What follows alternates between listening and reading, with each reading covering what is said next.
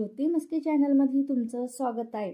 जर तुम्ही माझ्या चॅनलवरती नवीन असाल तर प्लीज लाईक, शेअर आणि कमेंट आणि सबस्क्राइबर करायला विसरू नका। तर आज आपण 1 वाटी बेसनापासून एक नवीन पद्धतीने पिठलं तयार करणार आहोत। तर तुम्ही हा व्हिडिओ शेवटपर्यंत बघा, कुठे स्किप करू नका। तर चला आपण करूया रेसिपीला सुरुवात। जर तुम्हाला हरभरा डाळीचं पीठ आवडत नसेल तर तुम्ही ते मुगाच्या डाळीचं पण पीठ घेतलं तरी चालेल। आणि ज्या पद्धतीने आपण हे बेसन दळून आणतो त्याच पद्धतीने आपल्याला इथे मुगाच्या डाळीचं बेसन दळून आणायचे। तर चला आपण करूया आता रेसिपीला सुरुवात। तर इथे मी घेतलेले आहे 1 वाटी बेसन। आता हे आपल्याला इथे छानपैकी भाजून घ्यायचे। जे जुने लोक होते ते याच पद्धतीने पिठलं करायचं। तर चला आपण करूया आता व्हिडिओला सुरुवात। तर इथे मी 1 चम्मच तूप टाकून घेते। तुपामुळे खूप छान टेस्ट लागते, त्याच्यामुळे इथे तूप टाकायला विसरू नका। तर इथे आता तूप टाकल्यानंतर याच्यामध्ये आपण टाकणार आहोत मोहरी। इथे आपलं तेल गरम झालेलं आहे, इथे मोहरी टाकून घेते मी। इथे आपली मोहरी आपल्याला छानपैकी ते फोडून घ्यायची, इथे कच्ची राहायला नको, जेणेकरून ते आपले दाताखाली येते। आणि मोहरी फुटल्यानंतर याच्यामध्ये आपण घालून घेणार आहोत जिरे। आणि इथे मी 1 छोट्या आकाराचा कांदा घेतलेला आहे आणि हा कांदा मी इथे थोड्या मोठ्या साईजमध्ये कट करून घेतलेला आहे। इथे आपल्याला मोठ्या साईजमध्ये कांदा कट करून घ्यायचा आहे।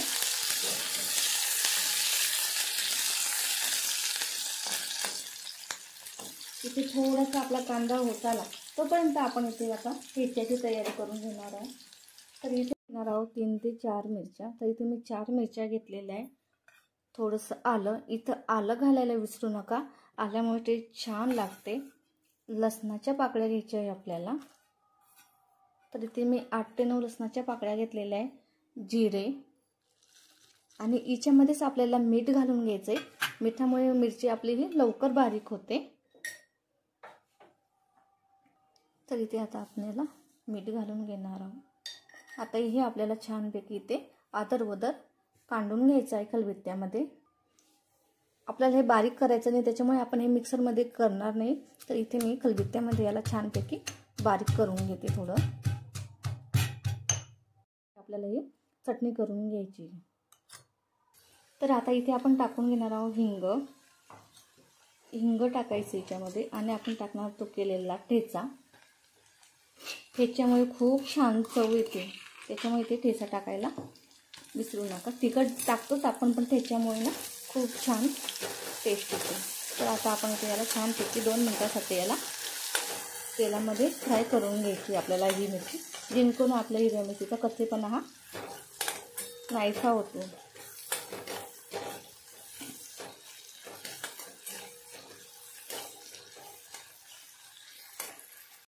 तर इथे आता आपण हळद टाकून घेणार आहोत। आणि हळद अगदी कमी वापरायची आपल्याला, कारण जर तुम्ही थोडी जास्त हळद वापरली ना तर खूप जास्त गडद कलर येतो, तर तो नको आपल्याला। याच्यामध्ये आपण आता कढीपत्ता तर नाही आपल्याकडे, त्याच्यामुळे मी ती कोथिंबीर टाकून घेते। जर तुमच्याकडे कढीपत्ता असेल तर तुम्ही ते कढीपत्ता पण ॲड करा। आता इथे मी टाकून घेते आणि याच्यामध्ये आपल्याला टाकून घ्यायचे परत बेसन भाजलेलं। आता हे सर्व आपल्याला इथे छानपैकी मिक्स करून घ्यायचं।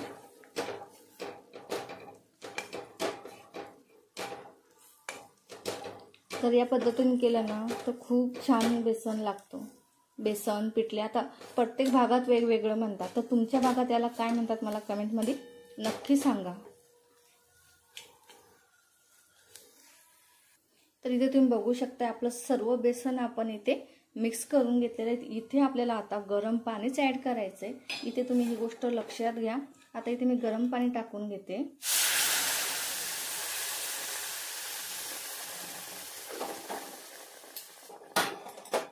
तर आता आपण याला छानपैकी ते मिक्स करून घेणार आहोत।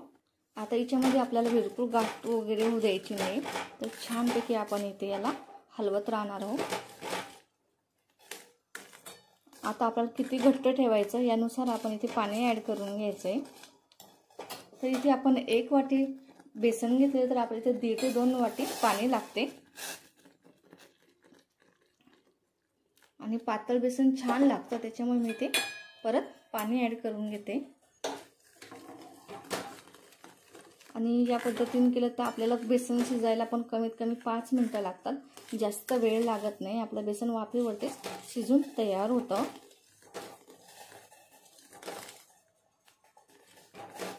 तर बघा तुम्ही, अगदी छानपैकी ते तयार झालेलं आहे. आणि याच्यामध्ये या पद्धतीने केलं तर आपण हटून तर गाठ पण होत नाही बिलकुल.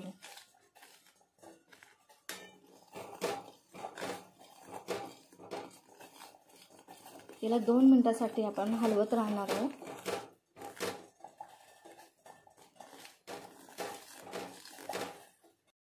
तर आता आपण इथे 2 मिनिटासाठी याच्यावरती झाकण ठेवून देणार आहोत. गरम गरम बेसन जर म्हटलं ना तर तोंडाला खरंच पाणी सुटेल. जेव्हा आपल्याकडे काही भाजीला नसतं तर आपल्याकडे ऑप्शन म्हणजे बेसन आणि पिठलं हेच असतं. तर तुम्ही या पद्धतीने जर केलं ना तर खूप छान टेस्ट लागते. तर आपण इथे फक्त 2 मिनिटासाठी इथे हे बेसन शिजून घेणार आहोत. तर इथे आपल्या बेसनाला 2 मिनिटं झालेलं आहे आणि इथे आपलं बेसन शिजून तयार झाले, तुम्ही बघू शकताय. तर किती छानपैकी इथे आपलं बेसन तयार झालेलं आहे बघा तुम्ही. आणि या पद्धतीने नक्की करून बघा, खूप छान होतं. आता तुम्ही हे भाकरीसोबत, पोळीसोबत किंवा भातासोबत पण खाऊ शकता, इतकं छान लागतं हे. तर जेव्हा तुमच्याकडे खरंच भाजीला काही ऑप्शन असेल तर तुम्ही या पद्धतीनं हे बेसन पिठलं करून बघा, खूप छान लागेल. जर तुम्हाला माझा व्हिडिओ आवडला असेल तर प्लीज लाईक, शेअर आणि कमेंट करायला विसरू नका.